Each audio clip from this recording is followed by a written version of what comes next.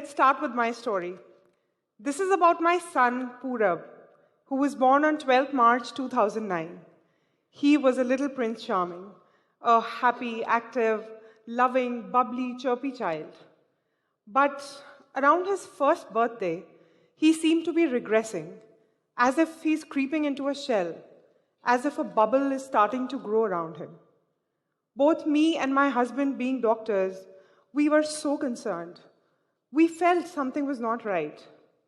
Within a few months, he stopped looking at us, stopped smiling, stopped interacting, stopped imitating us. He became quiet. He just lost the little tiny words he had started using. He was trapped inside an invisible bubble. As if we are not there, he was detached. It was then that our doubts were confirmed. Our child was on the autism spectrum. Now, what is autism? Medically, autism is a developmental condition, usually reported between 1 and 3 years. Any child who has poor eye contact is not able to communicate his needs through pointing or gestures or small words, who doesn't want to interact or play with his peers or with his toys in a meaningful way, who seems to be emotionally detached, who wants to do the same kinds of activities again and again and again alone, who seems to be out of sync, gets extremely disturbed with some lights or sound or touch, or seeks excessive touch or pressure, or jumping, who finds it difficult to focus and concentrate, who is very rigid with his routines.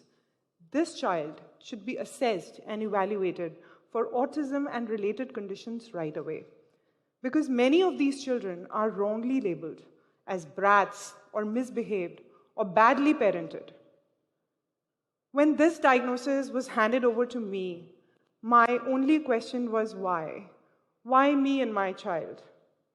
It was then that my mother asked me, why not? If God can shower you with so much happiness, such great times, why can't He hand over a little challenge, a little responsibility, which He believes you would be able to do justice to? After all, what better way to put all your medical education to use but for your own child? That was my first encounter with reality, with accepting the fact that my child has autism. With the help of my husband, I could really stand up and come face to face with this actuality, and I accepted the truth with complete faith in God. Just for the first thing that I did that day was I said goodbye to my medical career, and I resigned from my job, and I promised my child, don't worry, baby, I'm there to help you overcome your challenges so that you can live in this very world with all your differences. Just for information, autism doesn't come with a sure-shot remedy so far. It just comes our way. And there are few reliable therapy approaches that are available to help these children. So there was a series of rounds to the doctors, to the therapists, to the professionals. Many of them clearly mentioned that my child will never be able to live a complete, fulfilled life. And I wondered, if a person has a limitation, say for example, weak eyes, he doesn't run after getting it treated. He needs a pair of spectacles to help him live with that challenge, live with that limitation comfortably. I was looking for that tool, that kind of spectacles for my child, so that I can help him live with his challenge and come at par with the world. This was a challenge, and I kind of took the steering wheel in my own hands. I started reading, exploring, understanding, started to learn from the therapists and professionals.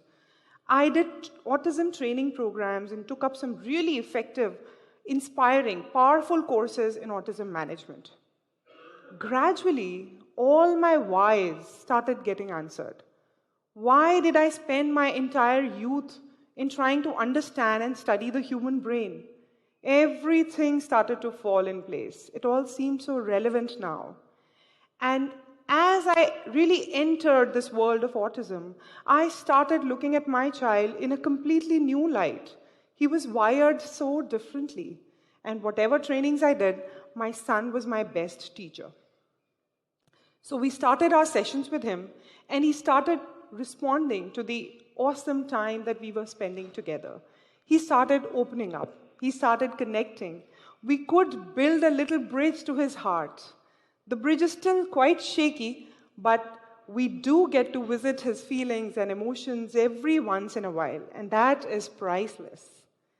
I was filled with a new energy to share all that I had learned with the other parents who were in the same boat with me. Thanks for watching. Dr. Sonali Kataria was also a pediatric neuroscience faculty in autism, University of Melbourne, AUS. She also done postgraduate diploma in education administration, symbiosis, teachers training and special education for autism, American TESOL Institute. She joined the Sunrise Program, Autism Treatment Center of America, Massachusetts, U.S.